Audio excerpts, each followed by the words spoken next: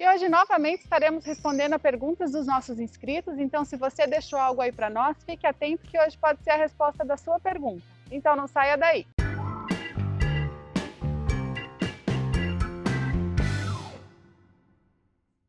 Olá galera, beleza? Olá, sejam muito bem-vindos a mais um vídeo aqui do canal. Para quem não me conhece, eu sou a Luciana. E você? A Ana Júlia. Isso. E hoje novamente estaremos respondendo a mais algumas perguntas dos nossos inscritos.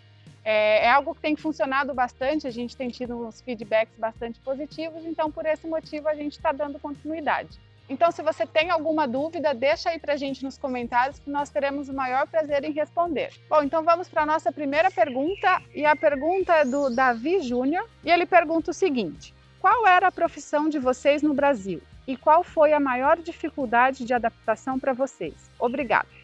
Obrigada, Davi, pela sua pergunta. No Brasil, nós éramos engenheiros civis, tanto eu quanto o Tiago, e justamente uma das maiores dificuldades na nossa adaptação foi com relação à nossa profissão. Embora nós tenhamos saído do Brasil assim com a ideia clara de que nós não íamos chegar aqui na Espanha e exercer a nossa profissão logo de cara, ou pelo menos aí no primeiro, no segundo ano, por questões de convalidação de diploma e por ter claro que assim, isso é um processo. Mas embora a gente tenha vindo bastante preparado e decididos a encarar o que aparecesse, é uma questão assim muito pessoal, assim, lá no fundo, às vezes, tem aquela dificuldade interna de falar assim, poxa, eu estudei tanto para isso. Mas, enfim, esse é um pensamento que muito de vez em quando passa na nossa cabeça. A gente tem bastante maturidade para entender que, assim, se realmente esse for o plano, porque hoje tanta água já rolou e que a gente já nem sabe mais quais serão os nossos objetivos daqui para frente, a gente já está cheio de planos, outras portas se abriram, outras oportunidades têm aparecido.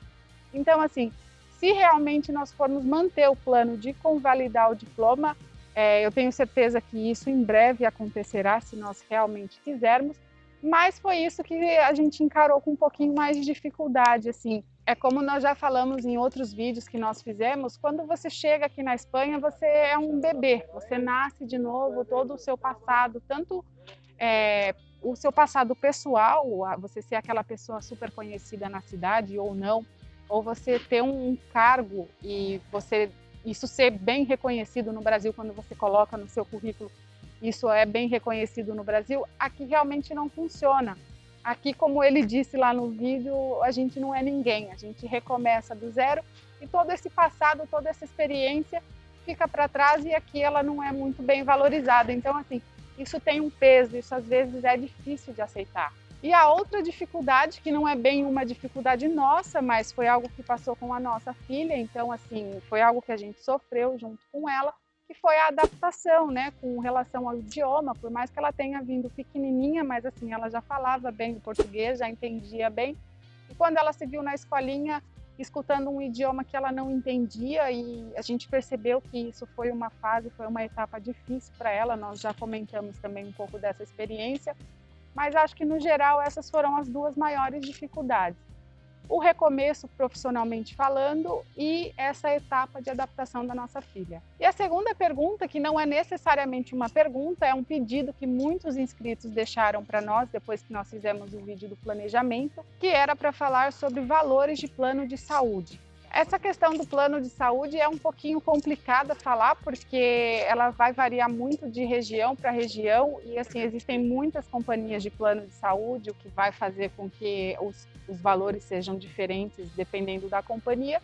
Tem a questão também da cobertura do plano, o que ele cobre, se ele tem uma cobertura total, a questão da carência e também o mais importante que eu acho que é a faixa etária. Então nós vamos tentar falar aqui alguns valores médios, só para vocês terem uma ideia e conseguir colocar lá na planilhinha, na parte do planejamento, vocês conseguirem também já computar esse custo no final do planejamento. E o primeiro valor que nós vamos falar é considerando um plano de saúde sem coparticipação, ou seja, é aquele plano que está tudo incluso, vamos dizer assim, não é aquele plano que cada vez que você passa no médico, cada exame que você faz, você precisa arcar com uma parte desse gasto. Então, o plano que a gente vai falar aqui, ele não tem essa participação, é um plano que você paga um valor fixo, independente de quantas vezes você usar o convênio, e ele vai ser considerado para uma faixa etária de 30 anos a princípio. Então, o valor seria 50 euros, sendo que vocês podem encontrar por um valor mais barato, por até 40, 35 euros, e também mais caro, que seria aí até uns 60, 65 no máximo, para uma faixa etária de 30 anos. Então, como pode ser 40 e 60, a gente vai trabalhar com uma média de 50 euros por pessoa para essa faixa etária. E a outra opção seria também para um convênio sem coparticipação, seria com valor fixo, com toda a cobertura, mas nesse caso já seria para uma faixa etária acima dos 50. Nós vamos utilizar como média o valor que nós pagamos para minha mãe, que tem 64 anos, nós pagamos 115 euros o convênio dela. É um convênio bastante completo, teríamos a opção de ter um pouquinho mais barato, um pouquinho mais econômico, e também existem as categorias mais caras. Então, o 115, que é o que a gente paga, é um valor médio, assim, para um bom convênio que atende ela. Então, 115 euros. E agora, para quem tem a idade aí dos 40, por exemplo, que não tem nem 30 e nem está acima dos 50, pode trabalhar aí com o valor médio desses dois que nós falamos. Nem 50, nem 100, pode trabalhar aí com uns 80 euros para quem tem a faixa etária entre 40 e 45, acho que é um valor bom para trabalhar. E a nossa próxima pergunta é da JP e ela diz o seguinte: nunca recebi contato do InfoJobs.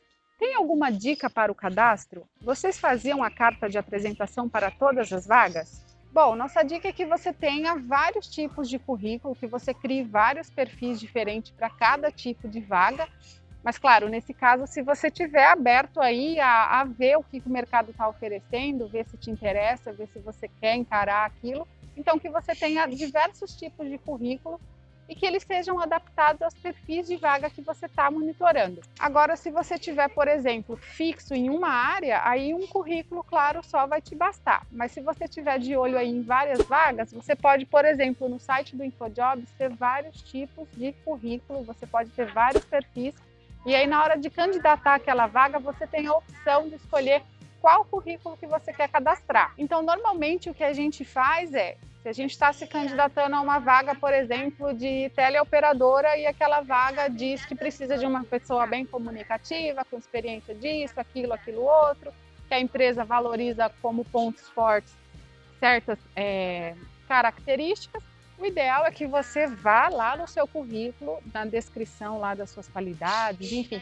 que você vá lá e tente adaptar justamente ao que pede aquela empresa. Se aquela empresa prioriza que você seja uma pessoa comunicativa, que saiba fazer isso, fazer aquilo, claro que você não vai mentir, tem que ser algo que depois você vai conseguir comprovar aquilo que você colocou no seu currículo, mas a dica que a gente dá é que você adapte o seu currículo para cada vaga que você estiver se candidatando. E quanto à carta de apresentação, ela é sim muito importante, eu acho que é uma porta de entrada ali para você, é uma chance que você tem de dizer um pouquinho sobre você, não vai se estender muito aí também, mas de você ressaltar as suas principais características. É algo que pelo menos para a gente tem funcionado e é a dica que a gente deixa aí para você. Então é isso, pessoal. Esse foi o nosso vídeo de hoje. Vamos parar aqui nessas 3 perguntinhas e na semana que vem, nos próximos dias, a gente vai dar continuidade na resposta aos nossos inscritos. Espero que vocês tenham gostado do vídeo de hoje. Se você ainda não está inscrito, corre lá e se inscreve no nosso canal, ative o sininho das notificações, porque aqui, semanalmente, 2 vezes por semana, às terças e quintas-feiras, a gente posta sempre vídeos novos com conteúdos de muita utilidade para você que está planejando a sua mudança aqui para a Espanha. Muito obrigado por nos assistir até aqui e nos vemos no próximo vídeo.